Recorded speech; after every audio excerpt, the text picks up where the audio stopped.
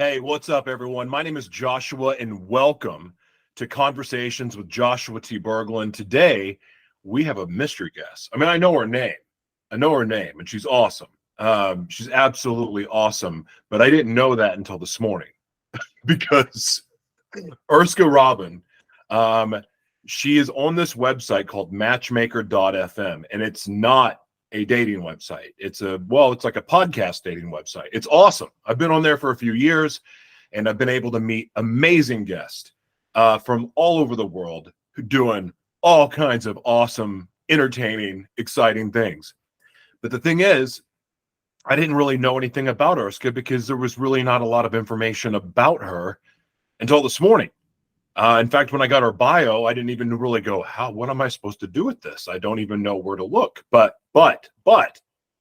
as of this morning, when I went to go look to figure out, okay, what are we going to talk about? Because one of the things that she likes to do is Joe Rogan-style podcast. And I, being someone who likes that style of broadcast myself, go, let's do this. But I didn't really know what direction to go because, I cover a lot of really different topics, not just media stuff, but I mean, I get into shadow prisons and we have a broad variety of broadcast and different types of broadcast, a lot of different subject matter, a lot of different people. We're not consistent. We don't really fit into a niche at all, except being different. And frankly, I wouldn't change that for the world. And you can see all that at joshuatberglan.com. But Urska, now seeing some of the work that she's done and some of the subjects she talks about, she may be my sister. I mean, I've never talked to her, but like maybe we share a brain a little bit, or at least part of it. But I'm excited to get into this. But one of the things that I probably will talk about, she did an interview talking about dissociative identity disorder, but she phrased it multiple personality disorder. And I'm curious if where she lives, I believe in Sweden, I'm wondering if they still call it multiple personalities there. I have DID, but I've never really called it multiple personalities. But that said, some people do because that's what it used to be called. So we may talk about that. But find out what she's up to and just have a complete hang, like just a conversation, which is actually my ideal kind of broadcast, not knowing what's going on, not knowing, we're not here to sell anything or promote anything. Well, hold on. I'm lying to you. Kinda. I don't work for this company yet. I don't, but I just did a video series talking about genostem peptides. You could check it out on YouTube. I may put it on my website. I haven't done that yet. I'm not kidding. If you're somebody with an autoimmune disorder, low testosterone, adrenal issues, brain, like your thoughts aren't with you, kind of losing it, maybe slipping a little bit, you should check out these peptides. This whole series I did was about peptide loading.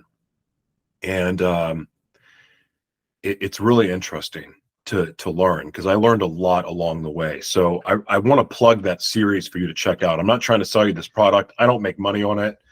I would sell it, to be honest. I really would. But one of the things that I like to do on my broadcast is talk about things that I believe that matter, that could help other people, benefit them. It's why I'm passionate about teaching media literacy. It's why I'm passionate about taking a spotlight and putting it on the shadow worlds that exist around the world. And everyone that I can find, everyone that I can verify is true. I made the mistake early in my broadcasting career of just assuming that because somebody appears to be good, that they're good. Silly me. Having been a mask wearer myself, not the kind, never mind, I'm not going to open that door. I kind of like my standing on YouTube being good right now. Anyway, I'll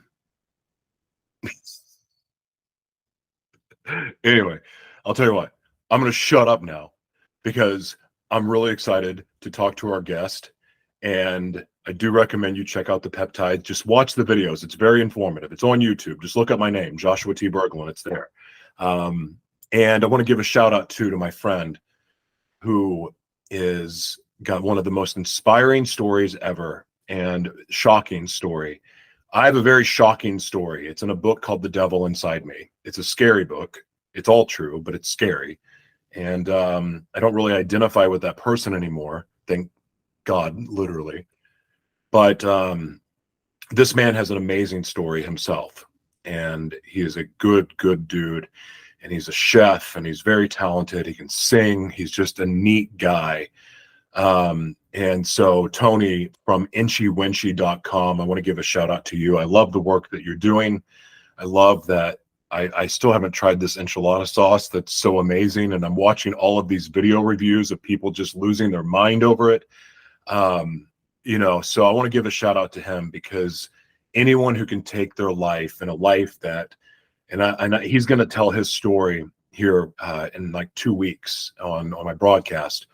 And so I don't want to spoil it, but to see what he's come out of and the man that he's becoming is a very special thing, and it's encouraging. So if you like supporting people on the come up, people that are defying the odds, please go check out inchywinchie.com. Thank you so much for being here, and I am so excited to have Urska on Conversations with Joshua T. Berglan.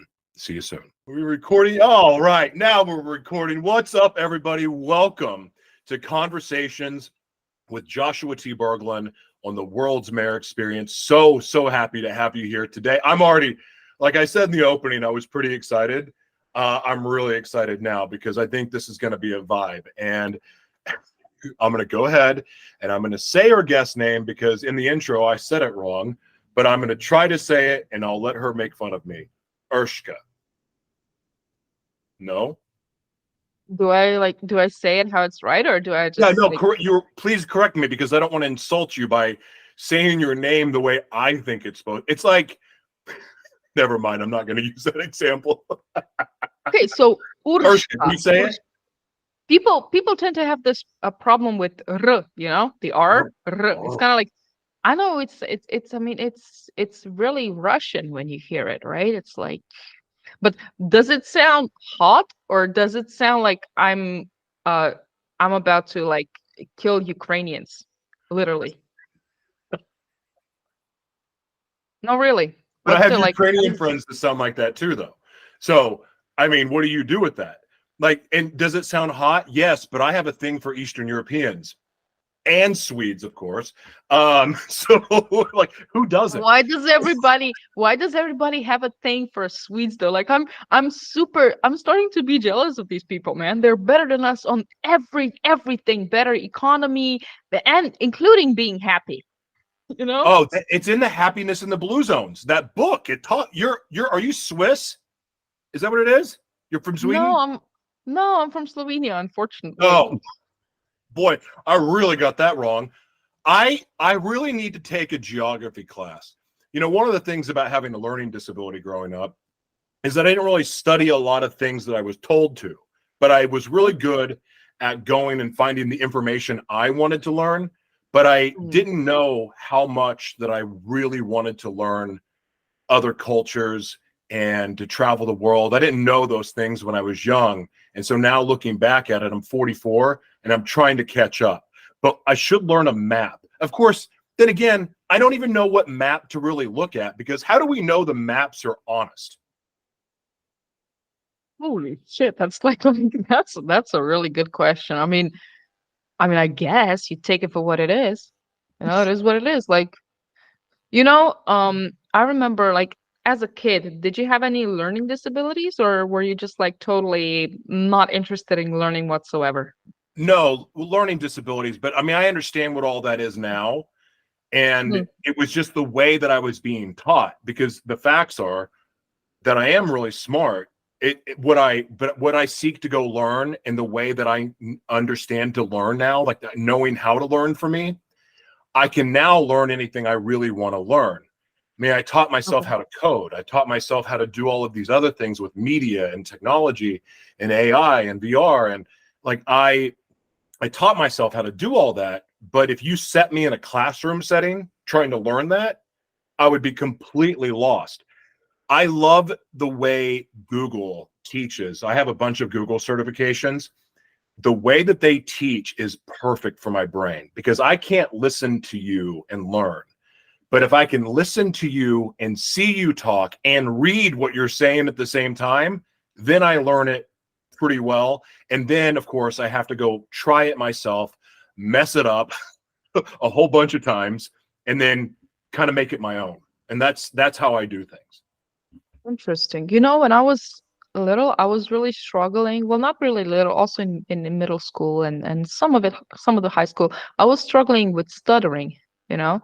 Oh, I wouldn't even know how to start a sentence. In my mind, I knew what I wanted to say, and as I was starting a sentence, I was like, yeah, yeah, yeah, yeah, yeah, yeah, yeah, you know. I still remember I had a presentation in my middle school. I had to do a presentation or something, and I was sitting in front of the class, and everybody was looking at me, and I said, "Oh fuck, I don't like. I already know I'm not gonna be able. Like, I can't do it. I know what to say. I know the whole text, but I can't start." And I started. I was like, and everyone was like, what the fuck is going on? You know.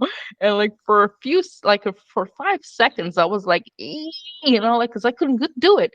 um and I also remember like sitting in a restaurant trying to order something. I wanted to order, um what was it, some sort of a drink. I think it was like herbal tea. I think it was herbal tea. I was reading the menu and because you kind of know you're not going to be able to say it, right? Like just like your you just name. know it. You're able to forecast it, you know, when you're in this for a while. And I was like, okay, herbal tea. I'm not, yeah, this is not going to work. And then like the waitress comes and I knew it. And I was like, fuck it. Can I just get a Coke? You know, like fuck this shit. And then I had to drink Coke, you know. It's not, I mean, it's really, I was struggling with these things, you know. I couldn't I start a sentence. I 100% relate. When I would try to read out loud, I would stutter. And I couldn't figure out why, but it carried into college. And when I left, so it was my second year in college. I just moved to Florida, Boca Raton, Florida, to go to school. But I also had a job, and I had worked in healthcare for a long time before I got into media, and love that industry. But my boss was this 5'6", black-haired, bright blue-eyed Italian woman, and was feistier than anything I've ever seen. And I remember she was teaching me, and like I knew my area of medical equipment really well. I was like an idiot savant.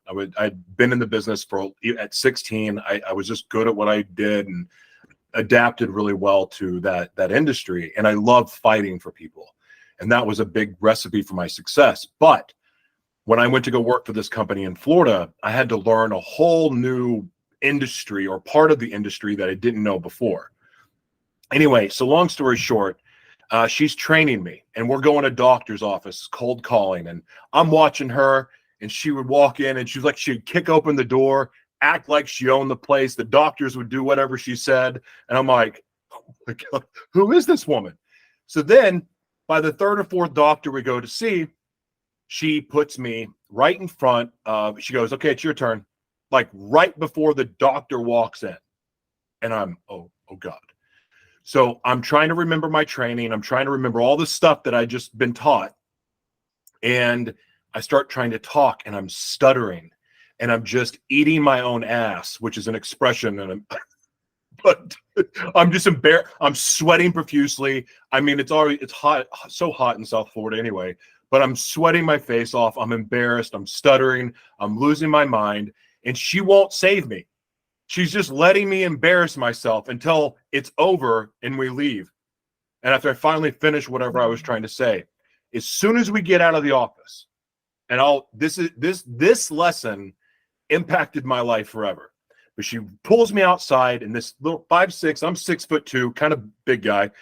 She's poking me. "Don't you ever embarrass me again. Don't you ever do," and poking me and saying. And I'm like, but I couldn't remember. I was trying to remember all my training. She goes, "I don't care about your training. I want you to talk from your heart, just like you did when you walked in the door and sold us on hiring you in the first place." because I never was asked to apply for that job. I walked in and I said, I can help you.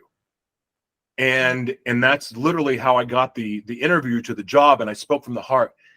And to this day, I am a heart speaker. And when I speak from the heart, I don't stutter.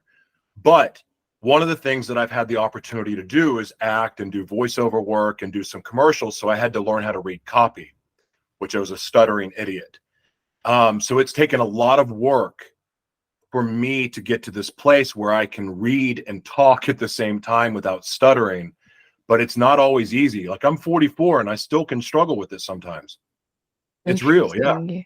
I don't struggle anymore. I think how I broke it was I just said, you know what, to hell with everything.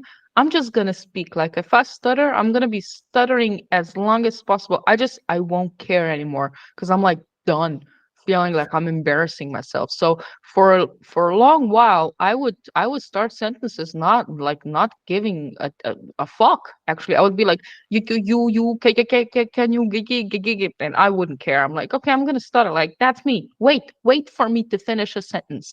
And then as I started doing that, like, after a while, it got away. Maybe it has something to do with shame, this stuttering. I don't even know. It has Or something to do with insecurity. it, right? Or Yeah. insecurity. As you're saying that, the word insecurity popped in my head. And that would make Yeah. sense for me because for there are a lot of reasons I would be insecure, not confident in reading, be chasing the words around the page. Yeah, that makes a lot of sense.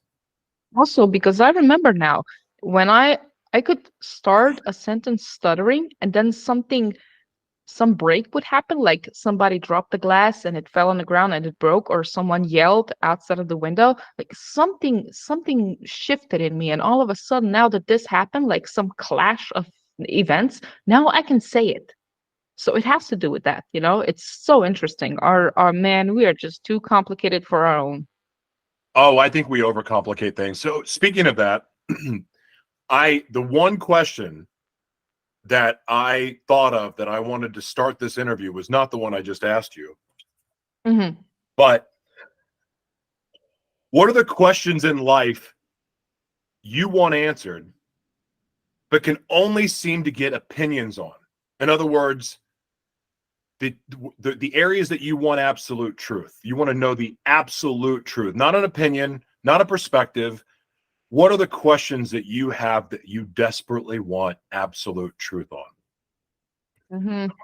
Is the path that I'm on the best path for me in this life? Like, what am I doing? Am I playing the right game? Am I doing something that is going to work long term?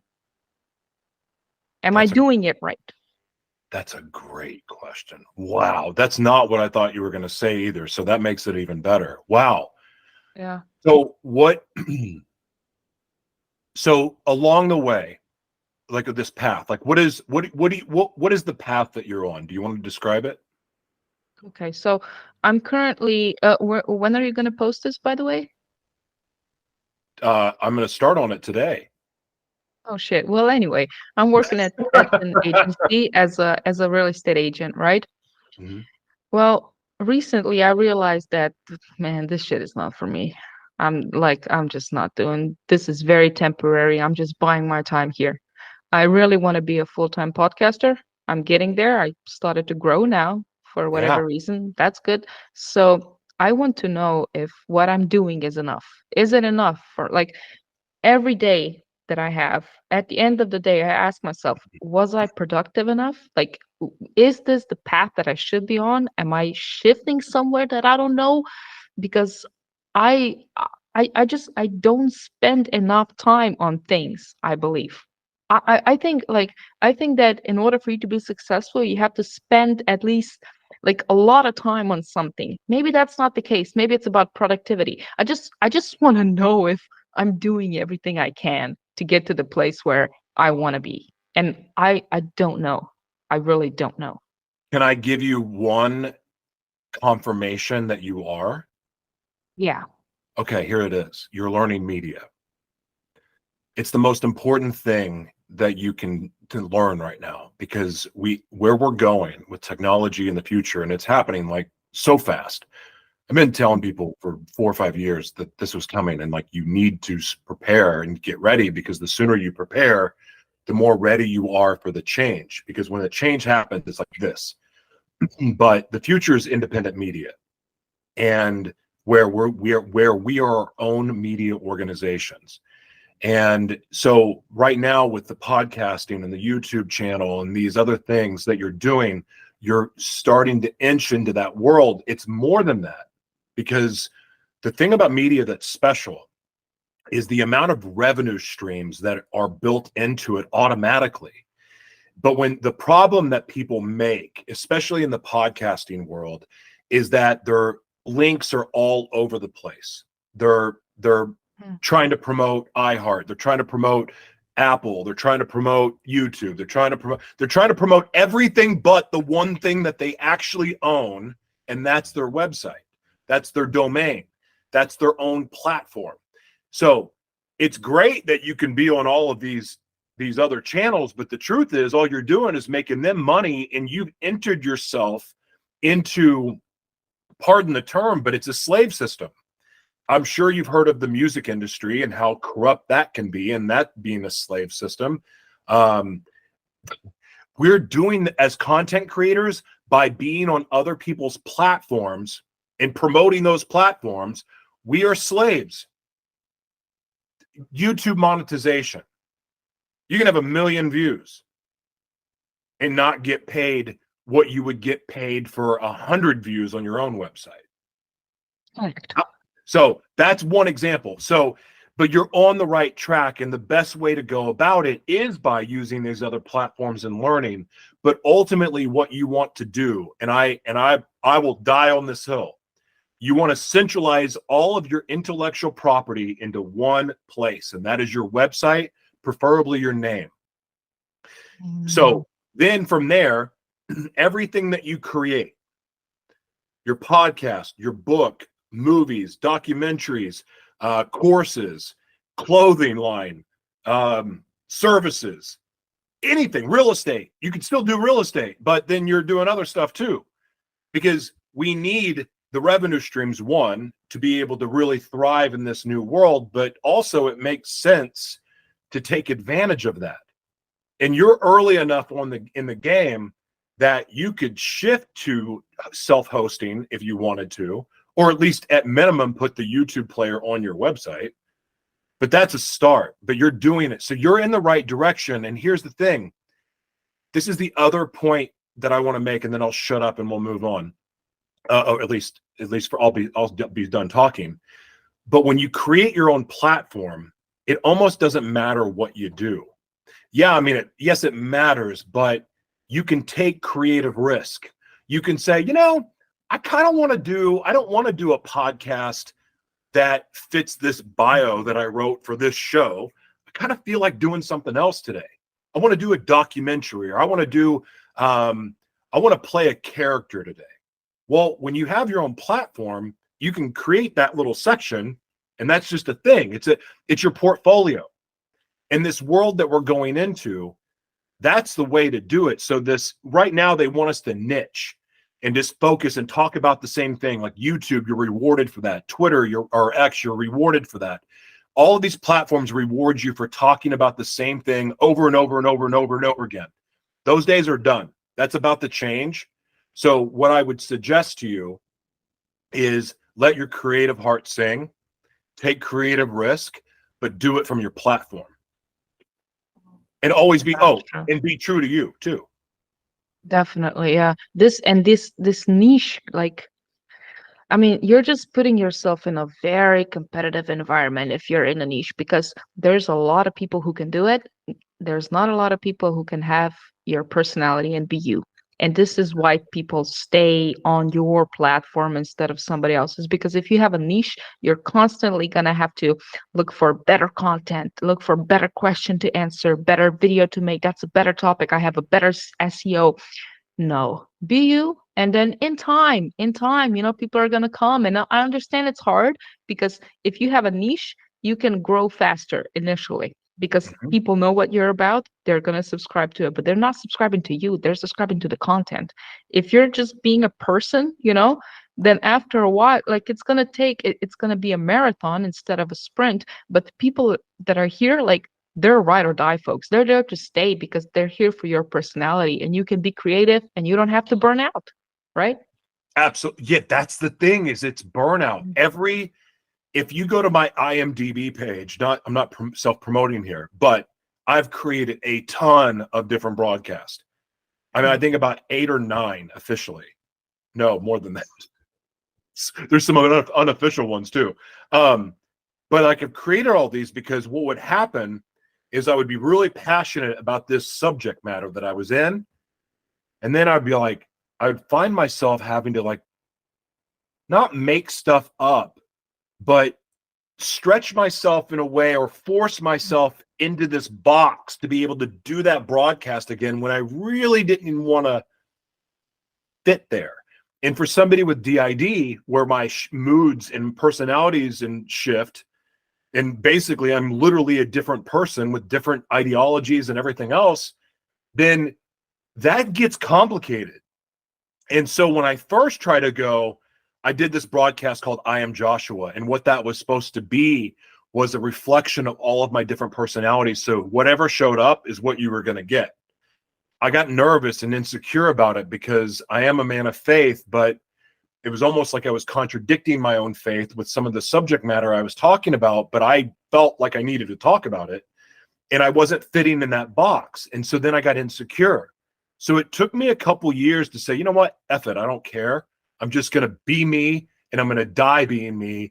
And whether I'm accepted or loved or whatever, then that's not up to me. I don't have anything to do with that. I can only do the best I can do. And the only way I can be the best me is be me authentically. For whatever good or bad comes out of that, as long as I'm true to me, I'm okay. And I can live with that. And I've now found success in being that. And I wish I wouldn't have taken so long, but I also trust the timing of how things play out too.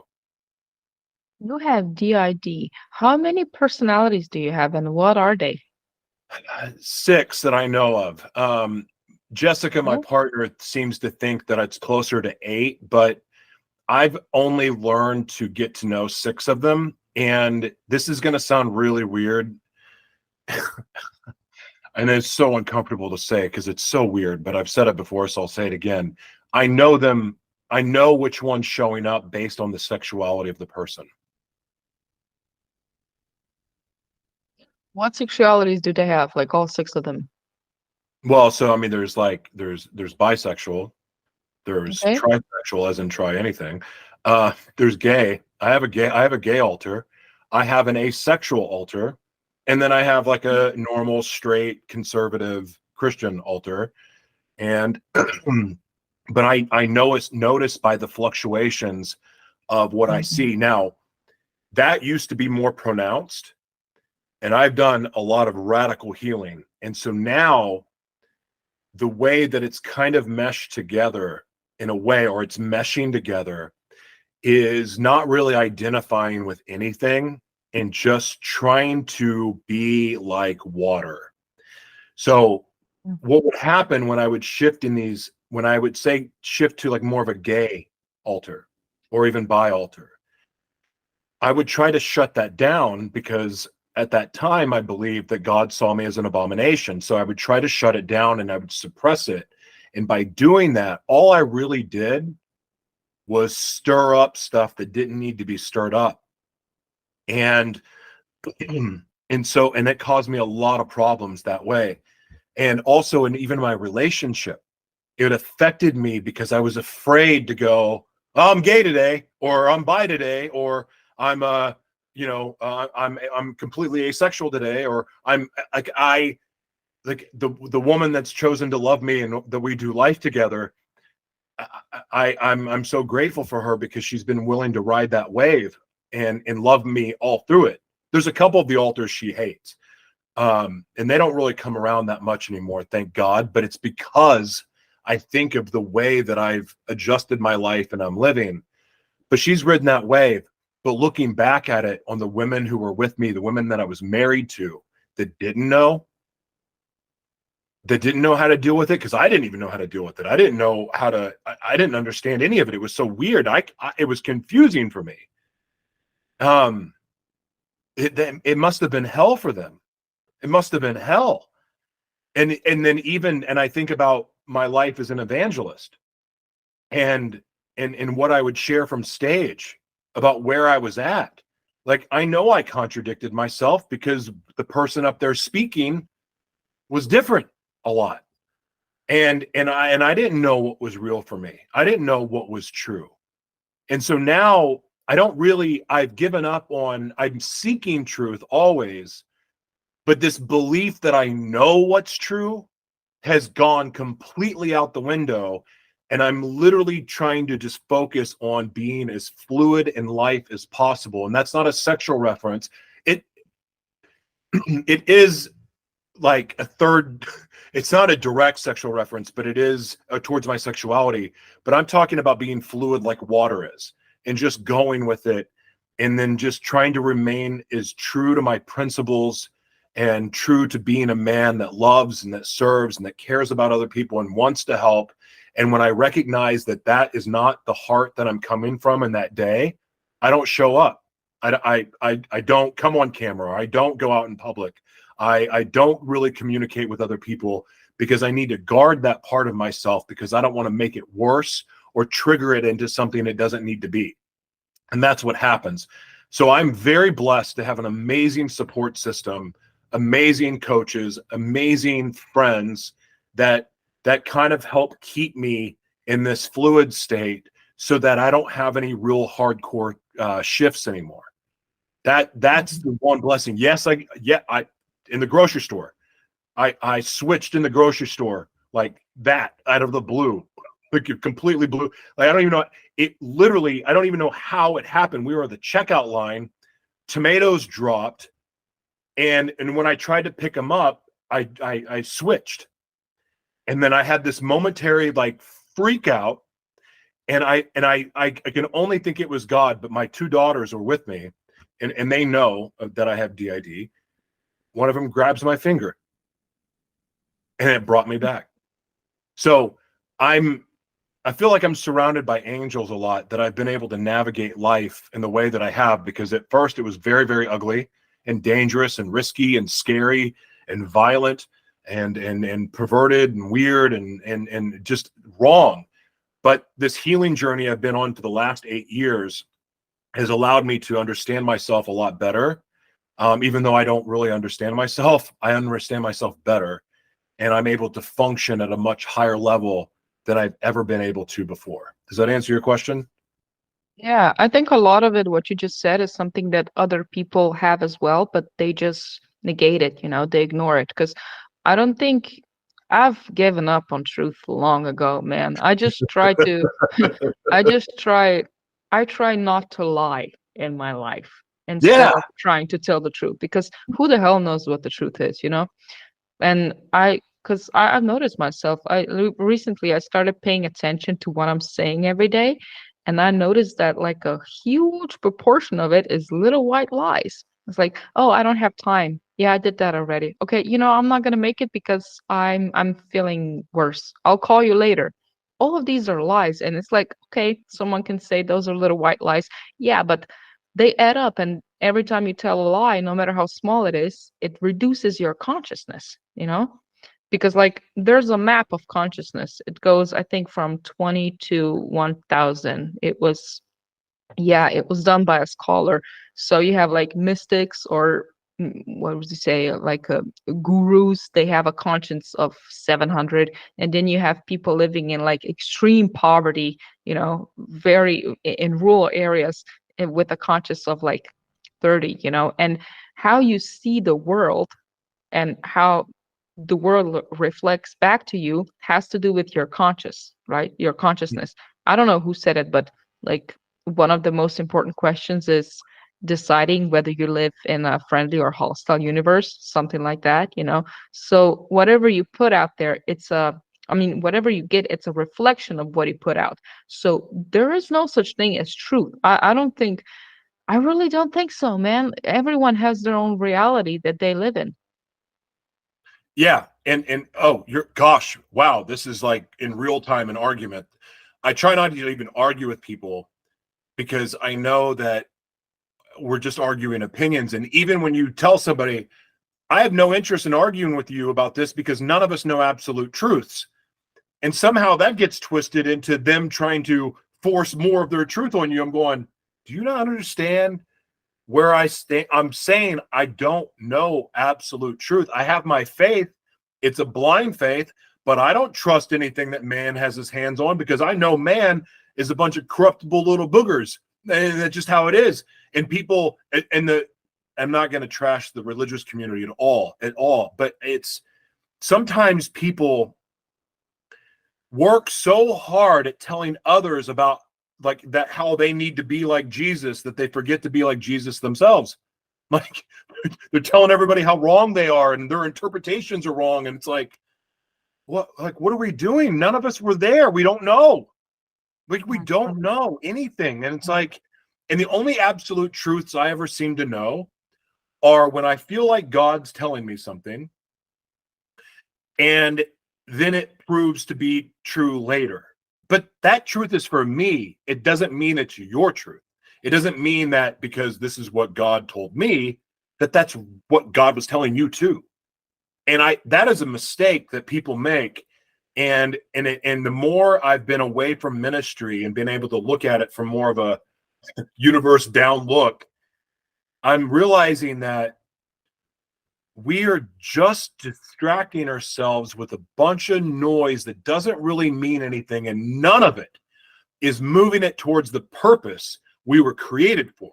Arguing about things that we don't really know the truth about is such a waste of time, and it's just such a weight on our spirit that I don't know how any of us can be high vibrating human beings doing any of that. Yeah, exactly. Yeah. I learned how to argue correctly. I think it's an art, and there's so much listening and arguing. It's incredible. So there's this strategy. I don't know if you call it like a steelman strategy. You know that? No, tell me.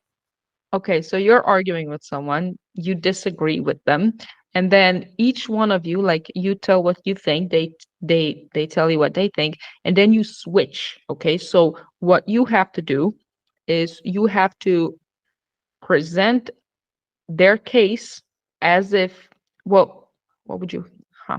You have to argue for them. In which areas do you see they are right? And then they have to do it for you, right?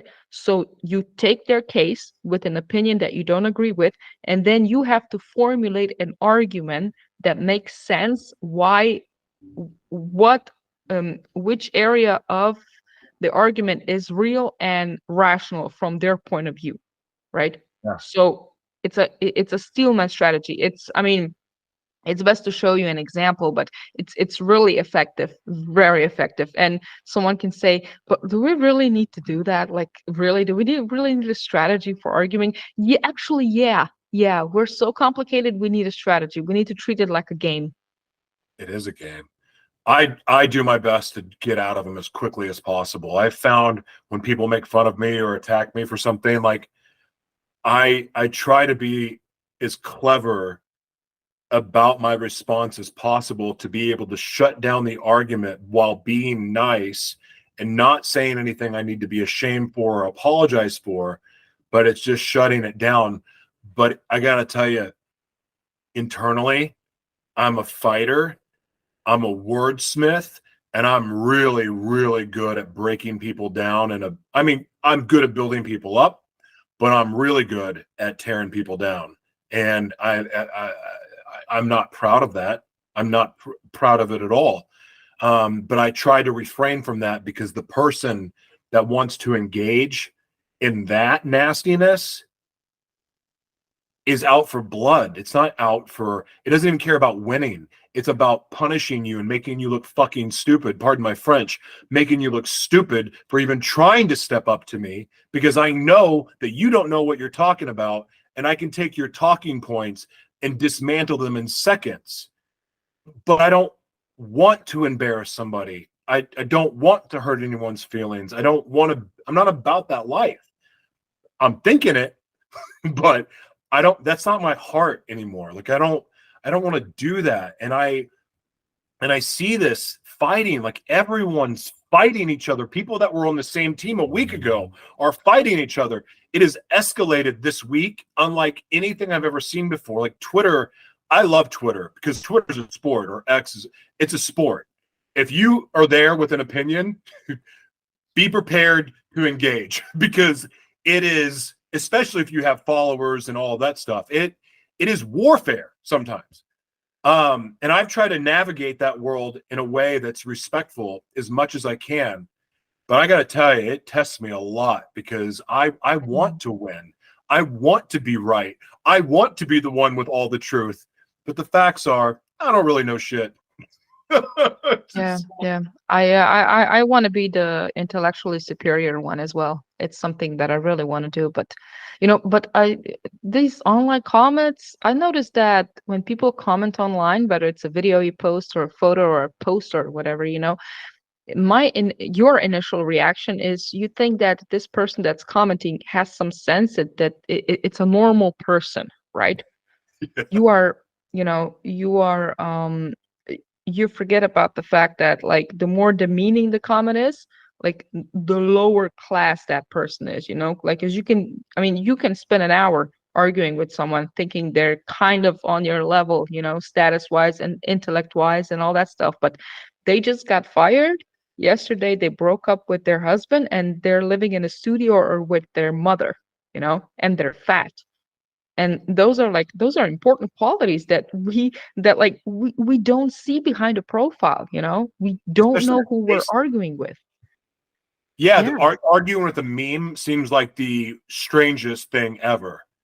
I'm all for people's personal privacy, but I gotta say, if you're on social media, I think you should have to show your face because there's a lot of damage done by bots, faceless people, and I mean some of my friends on X are faceless people for the most part.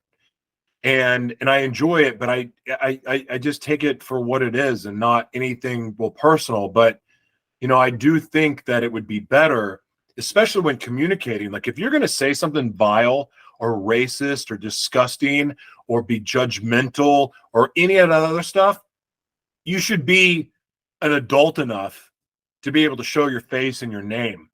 Like, don't say stuff that where you're hiding behind some safety measure because that's not tough. That's not really proving anything. It's showing weakness, if anything.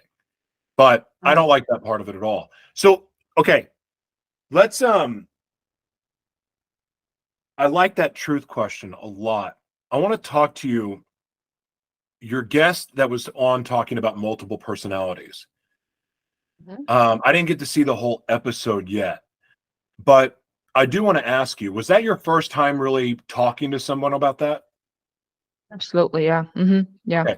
What was there's a lot of people. So there's a lot of people that watch my broadcast that come from horrific abuse, horrific satanic ritual abuse. Like, I mean, just some wild stuff and wild experiences.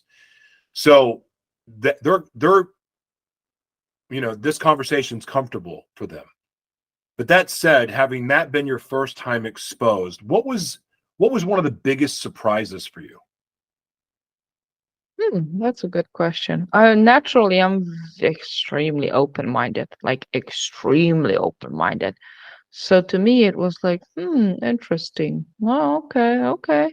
Like initial, my biggest question was, in practicality, how does that work? So when you drive and you switch to your persona who is a child, how the fuck does that work? Or when you're doing something and you switch, just these practicalities, how do you cope with that? Like, can you even drive a car? So to me, it was more of interest than anything else. I don't drive. I mean, unless if I have to, but I make a practice out of not driving, and I definitely don't drive long distances. Unless, I mean, Oh. sometimes when I'm with Jess, I will, but that's only if it's a road trip. But that is like we try not to do that. because you're right. I don't trust myself driving. I wouldn't give myself a driver's license at all. I haven't driven since I was homeless in a car, and I won't own one. I prefer to drive, to ride, be a passenger, like in an Uber or a cab or or Jessica drive. I don't, and I also don't own guns. Interesting. I'm Because but I I'm am really good with booby traps though. Because that takes time to do. Gun is too instinctual, and like or not. In other words, it could be an impulse thing. I don't want to be near it. mm, But booby hmm, traps, like I'm good interesting. with those. Yeah, Yeah, and also just to what extent does your other personality go, your alter, like if that's a blind person, your alter, for example, does that person actually go blind? Or let's say it's that's a good somebody question. who's like handicapped, do you like not feel your leg when you have that alter, or I mean, it's incredible how deep these alters can go and how it can affect you. See, we were speaking about the absolute truth before. That's like the extreme version of the fact that there's no reality, because if you can go blind, anything can be true. you know Uh, I mean, I've heard people talk about believing themselves pregnant, and belief is a powerful thing. I mean, again, going back to being an evangelist, I believed that men could make man, as in man or woman, could make a leg grow. So I was an evangelist in the Pentecostal church. So it's like laying hands, praying, falling out, Hmm. praying in tongues, all of that. A lot of miracles, a lot of supernatural. That's kind of what that faith is all about. And I totally get it. So any of you who are watching from my old evangelist days, I'm not making fun of you, because I totally get why you believe what you believe. Because coming from the place that we came from, that darkness, that evil, we almost need something supernatural to change our lives. And in my case, I did have a supernatural experience, but legs are not growing out of people's bodies for some pastor. When I learned that trick, my head almost exploded. I started asking a lot of difficult questions to my lead pastors and spiritual mentors that they wouldn't answer. They would tell me to stay in my lane. Don't tell me that, because I'm going to go digging.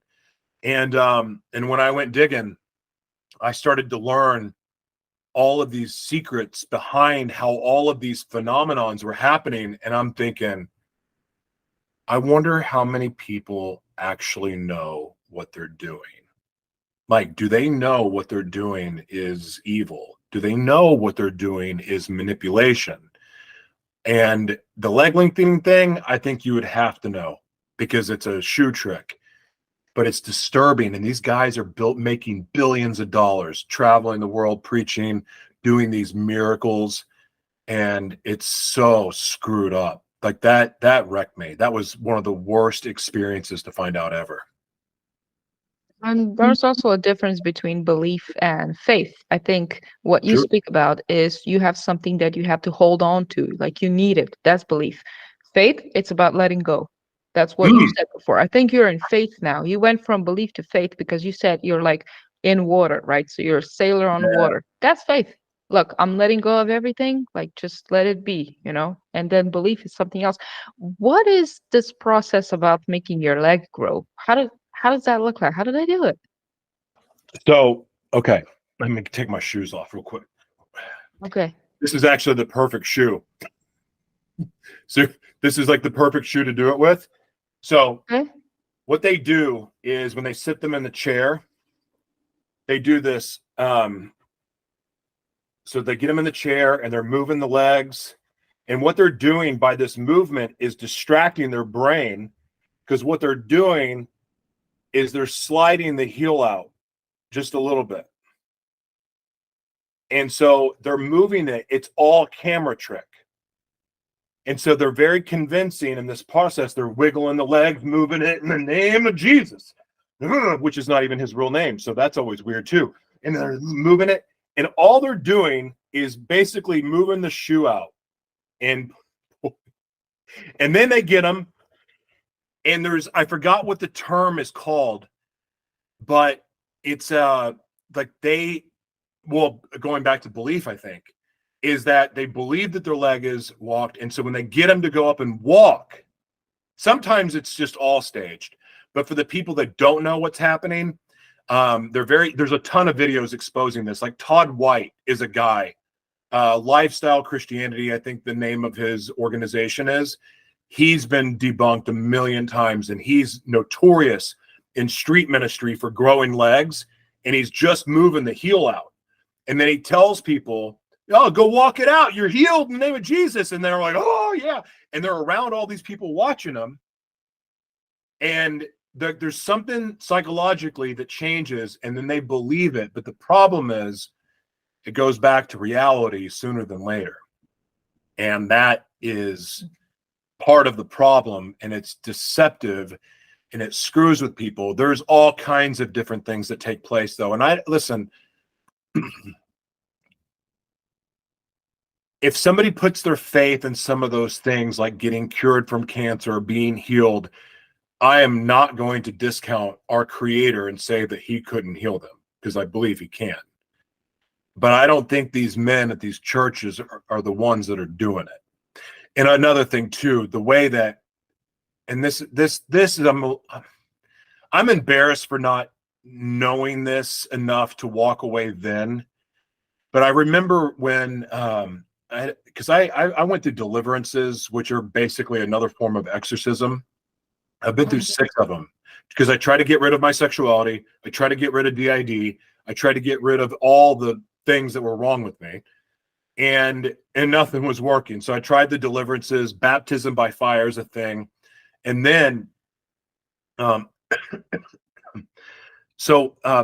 by fire. Oh, praying in tongues. So one of the things that they do when you get baptized by fire, then you can have prayer language, which is praying in tongues. But here's the thing. They give classes to teach you how to pray in tongues. There's your sign. Classes, if the Holy Spirit is in me, why would I need to be trained in how to pray in tongues? That's the first question. Then, but I'm like, okay, I'm praying. I feel the Holy Spirit on me. Okay, why isn't my tongue moving? Like, why is it going? It's not doing that. But, well, you just got to do it in faith. Do what in faith? Wiggle my tongue? But I thought it was the Holy Spirit. Well, you got to activate the Holy Spirit. But I feel the Holy Spirit. Well, wait a second. Like, come on. So you just got to do it in faith. So wait a second. So I'm just supposed to go, what?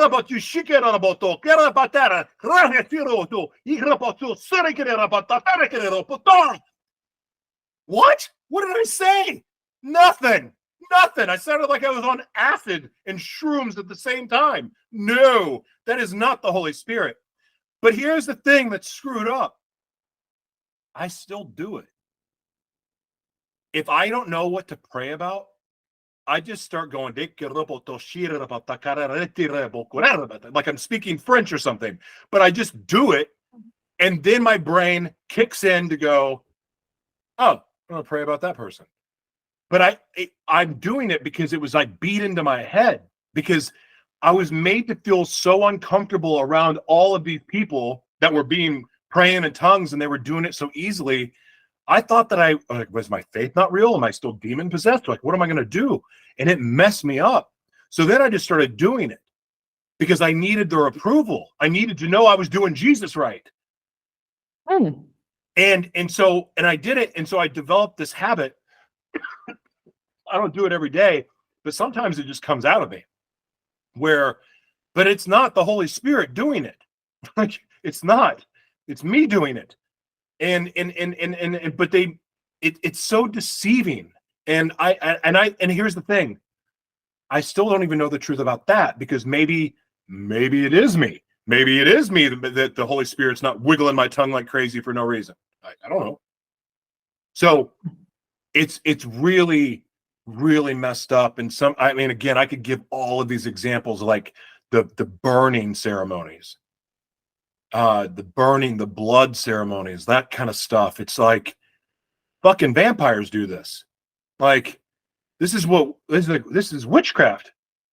I mean, like when I was doing some really evil shit, this kind of reminds me of some of that and sex magic stuff, and like just the parallels are so close between this Holy Spirit fire and just straight demonic. And I like it's just a fine line of how do you know, is this spirit that I'm praying to a spirit that's not going to go have me start eating babies and shit like that?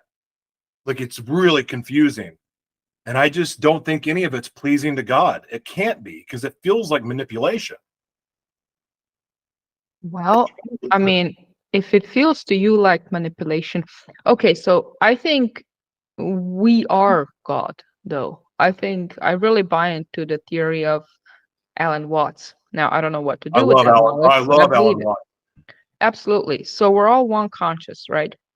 And so God is this conscience, right? So if it feels bad, obviously you're not pleasing God, because God is you and you are God, right?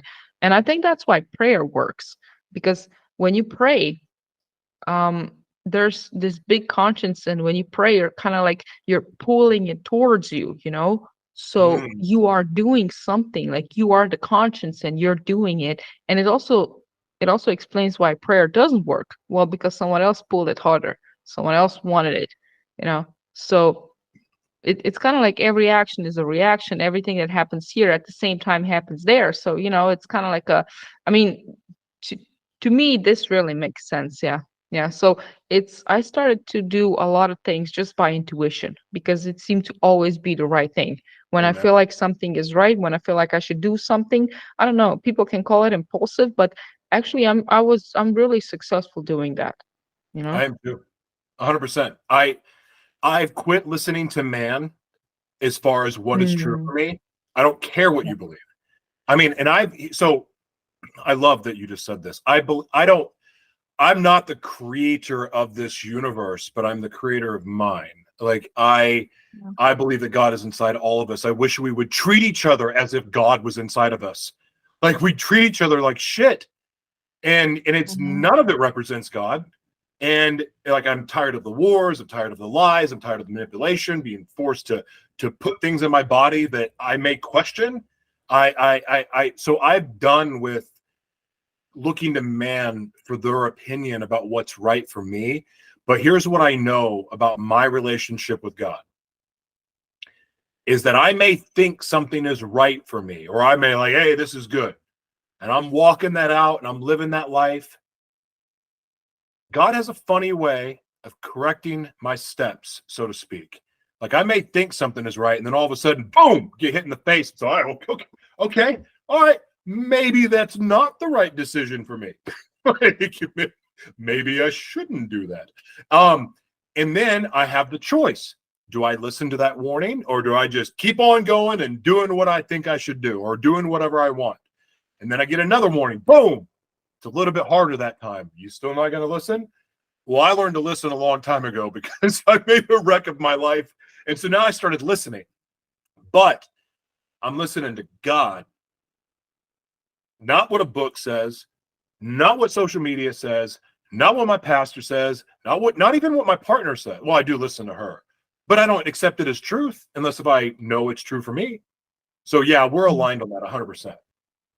So it's kind of like a question, not how do you know something is true, but do you feel it as truth, right? Because if you feel it as truth, and it's really hard to describe because it's a feeling that it's undescribable. It's like explaining red color to a blind person. When something is true, you just feel it, right? Mm, So yeah, it's interesting. And also, it's really in my life, as I think back now, it's funny.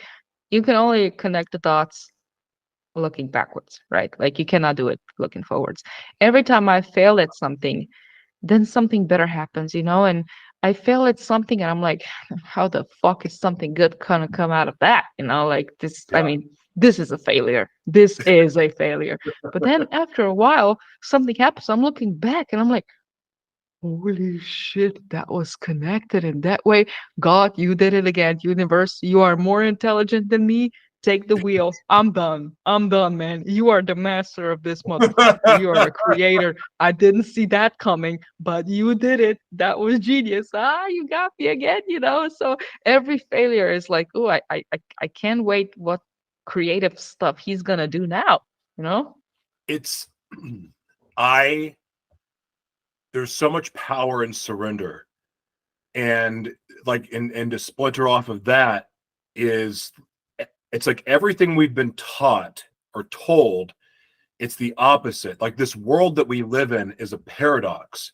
Like to live, you've got to die to yourself, to, you know, I mean, all of these little things. And it's very, very interesting how that works and that plays out. But I am never more powerful than when I surrender. Like at my surrender point, that is when I'm my most powerful. When I release and I trust, I'm my most powerful. But when I'm holding on to resentment, when I'm holding on to anger, when I'm have hatred in my heart, hence why I don't want to lash out at people. I don't want to hurt your feelings. I could, and it would feel good for about 10 seconds, absolutely dismantling your ideology and your beliefs and destroying them and making you go home to cry. That I would enjoy it for 10 seconds. And then I would go, oh God, I'm so sorry. Will you please forgive me? I really didn't mean that. I'm sorry. I mean, yeah, I did mean it when I said it, but I really wish I didn't say it because I didn't need to say it. And that wasn't right of me. Like, I don't want to do that, but I think it. That's why mantra is important. I think it's easy for me to let go, but it's hard for me to stay consistent without reminding myself of it. So every day I have to remind myself, let go of control, let go, just surrender. You know, it's a habit. You need to remind yourself on a daily. I think this is why. I mean, it's not something that you just decide to do. Okay, I'm going to surrender now. No, because sooner or later you're going to want that control back. You want to control things, right? So it's really important to remind yourself of that every day. Yeah. Mm-hmm. I train myself that every time something looked really shitty, like, oh boy, oh, I'm going to regret doing that or whatever it may be. Thy will be done. Thy will be done. And sometimes I have to say it 50 times to get it out of my head, but thy will be done. Thy will be done. Thy will be done. And just keep on moving. And that so far has worked for me pretty well. So, I mean, yeah, I have to go back and apologize sometimes, but I'm surrendering the outcome because I don't feel like it's really in my hands anyway. Yeah. Now, a good mantra is also where you sit, like you're meditating, and you close your eyes and you tell yourself over and over again for like, I don't know how much, but after 15 minutes, you'll be just done. So you tell yourself, everything is exactly what it seems. Everything is the opposite of what it seems. Everything is exactly what it seems. Everything is the opposite of what it seems. And it is exactly what it seems. And then you say that and you say it and you say it, and you're like, after 15 minutes, like, whoa, what is reality? You know? Yeah, and also it helps you, I think, just living in the present moment. It really helps you when you let go of control. Now you can live, because like thinking about the past and the future, it's a rejection of life in a way, right? Because life happens in the present. This is where life is. And so, I mean, just thinking about the future is a rush to death, you know, because I mean, who is to say that you're not already living in heaven and just making a mess out of it, you know? Like you decide you're gonna, okay, this is how I'm gonna feel. I'm gonna live in the present, because you never suffer in the present. Never. Never. You may be in pain, but that's physical. Suffering is something you inflict upon yourself in your mind. So in the present, never. Right now, look, I slept. I'm not hungry. I feel good. I'm warm. You know, I only start suffering when I think about what happened or about the future, which is a figment of my imagination anyway, because it never happens that way, how I think it's going to happen. So living in the present, like you're not suffering, you're living. Letting go of control is living, you know? I love that. I heard something this morning that reminded me of another thing that I heard that impacted my life a big time. Well, it started with the blessing is in the breaking. But I was listening to TD Jakes. It was at this church in San Diego. It was right before I moved to San Diego. and he was promoting his book Soar. But he said the blessing was in the breaking. That made me cry. But the thing that I loved the most, that has been a great brain hack for me, was focus on the things or that you do have and not what you don't. And he used this example of an airplane. Airplane's flying. All of a sudden, a wing breaks off. Like, oh crap. Oh my God. And the pilot has a choice. The pilot can go, oh shit, we're gonna die. Oh my God. Everyone start praying. We're gonna die. We're not gonna live. Or I got one wing. I'm gonna land this plane. I'm gonna get us home. I'm grateful for this one wing.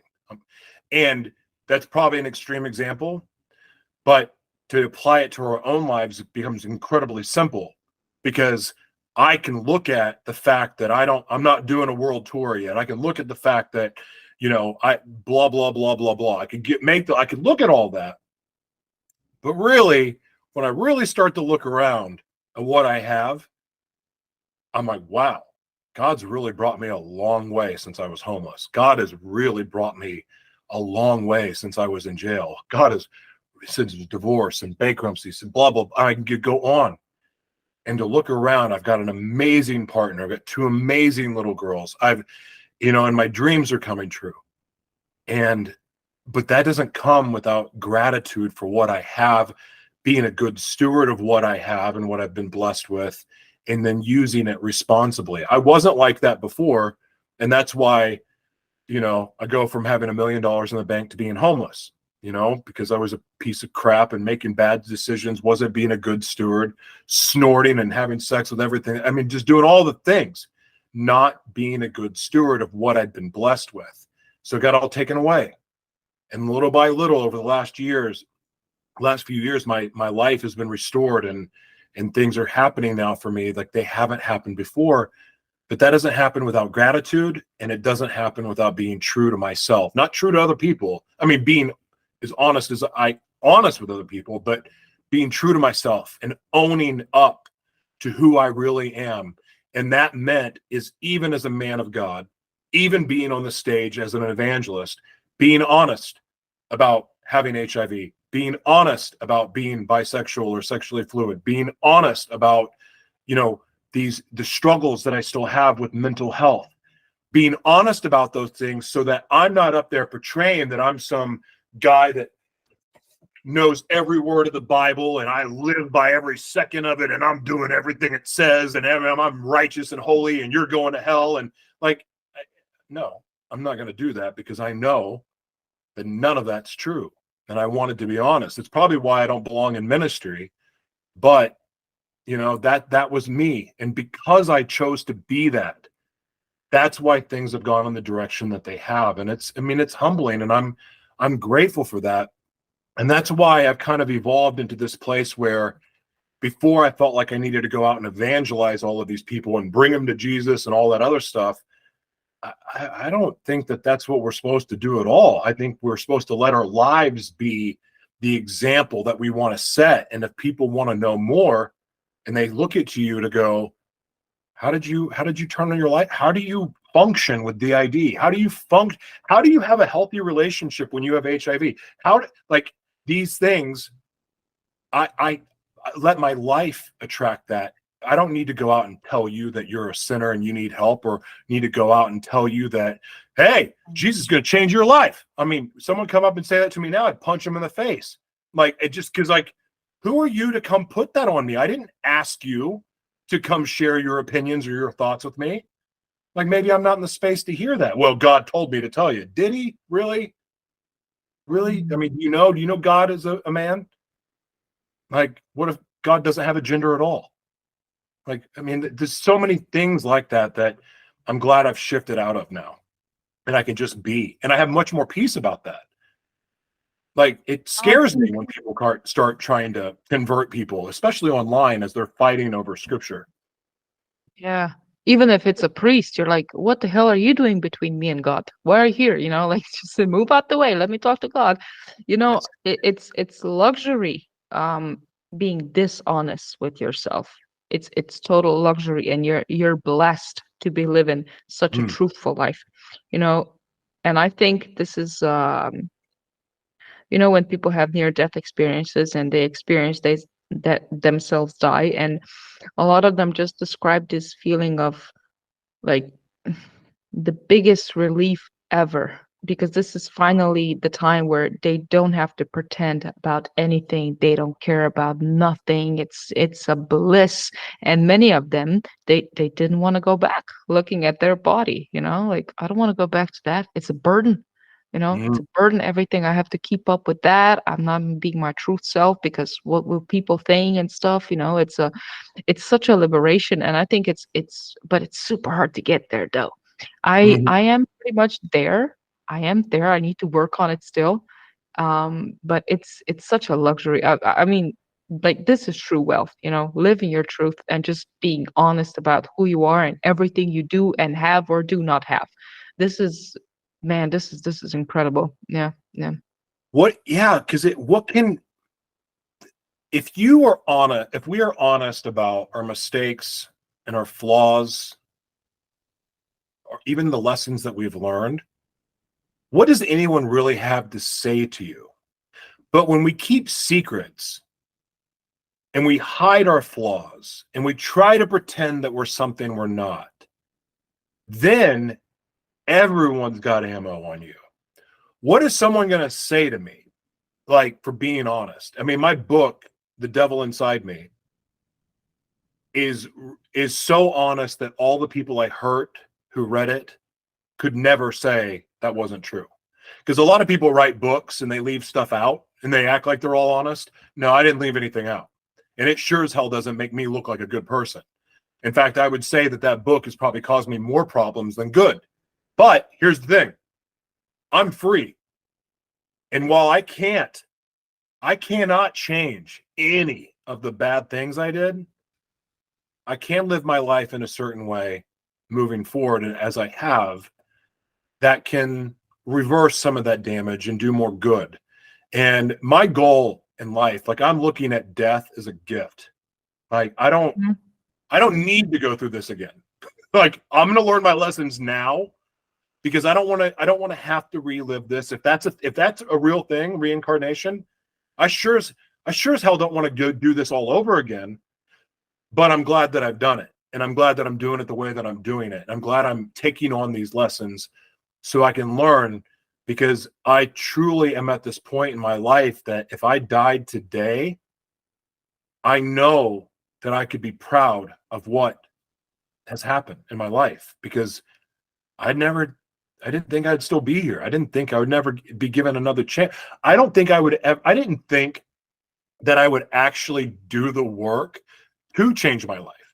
And I just didn't think that was possible, but I wanted to. And I was serious about it, because having that revelation that I had that day, and I was in isolation in LA County Jail facing 5 years, and the revelations that I had in that moment really changed things for me and helped me see what I'd made of my life, and also all the lies that I had told myself. And one of them being how much I hated my dad.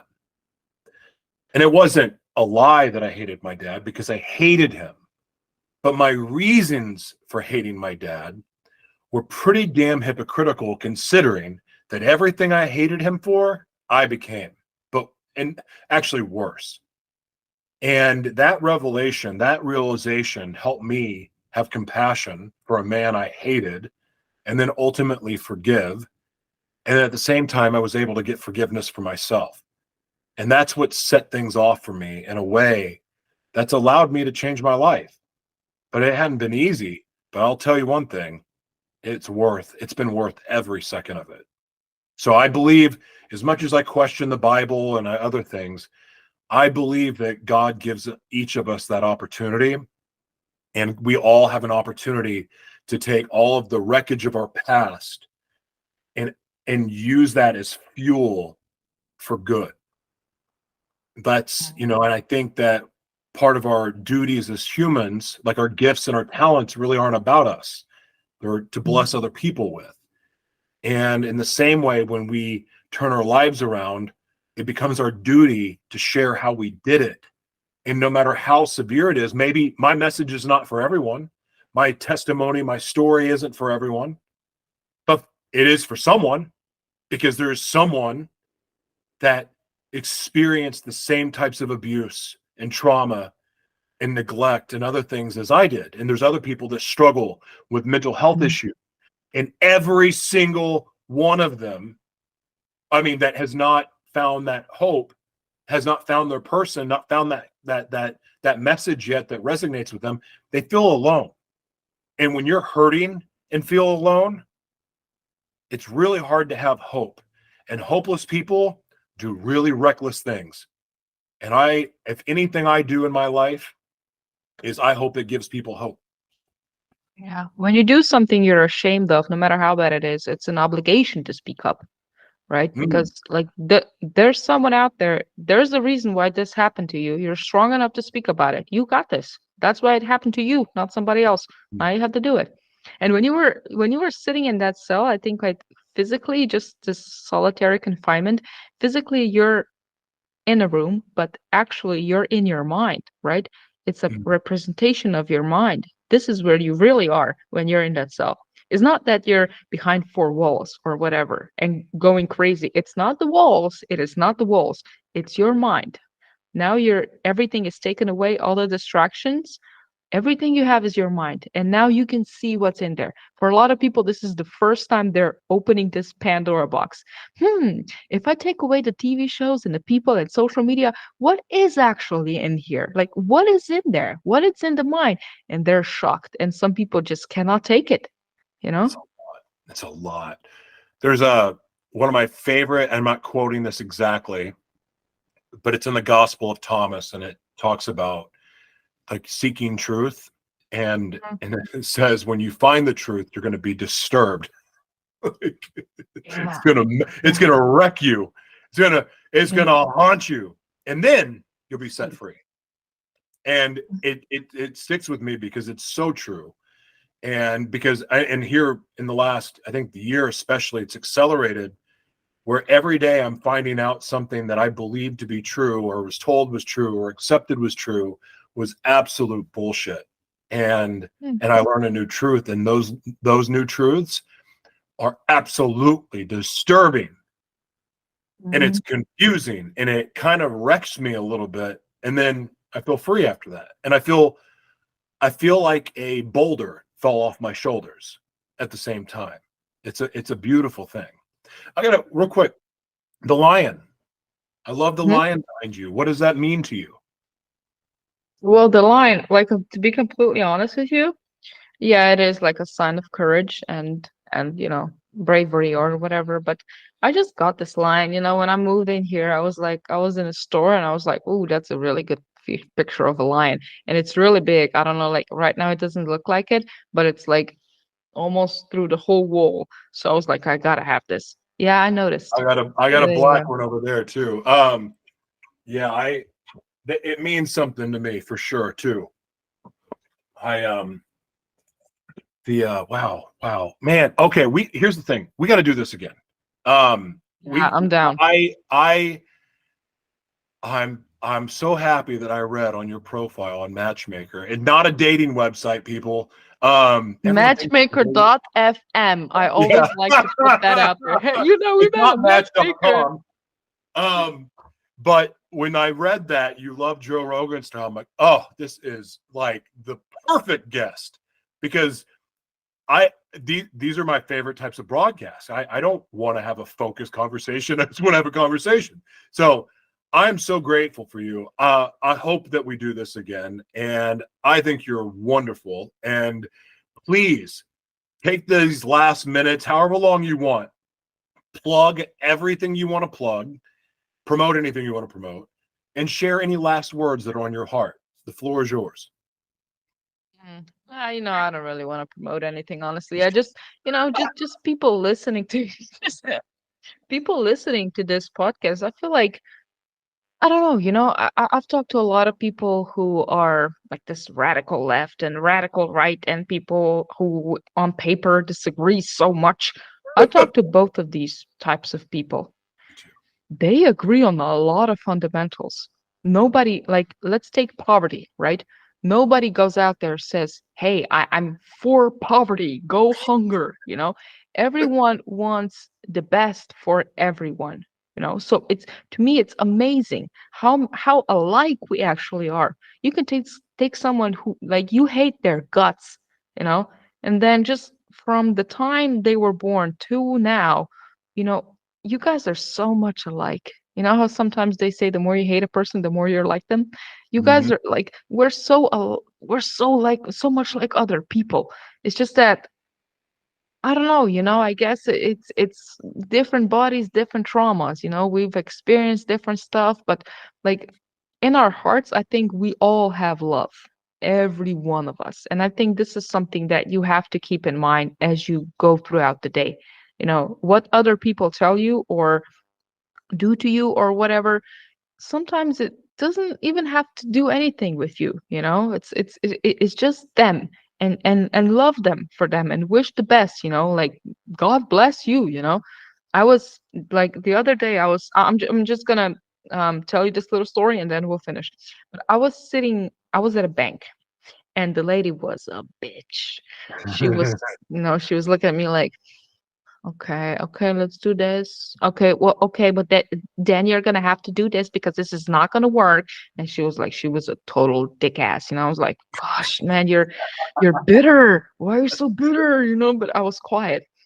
And then her coworker came and she got up and they hugged. And the coworker told her, oh, my condolences. And she started crying. And it took all my resentment away, all my anger. In a second, it was gone. Wow, someone close to her died today or yesterday, and she was crying. She was not a bitch anymore, but I wouldn't care. I was like, you know what? You do you, man. It's all good. It's all good. I already forgot about it. So yeah, just be nice to other people, you know, some love. It's the only thing we have to transcend this suffering. That's good. Thank you so much for being here. Yeah. Alrighty then. Well, let's do a part two. Thank you so Definitely. much, man. Happy holidays. Happy holidays to you. Alrighty. Bye bye.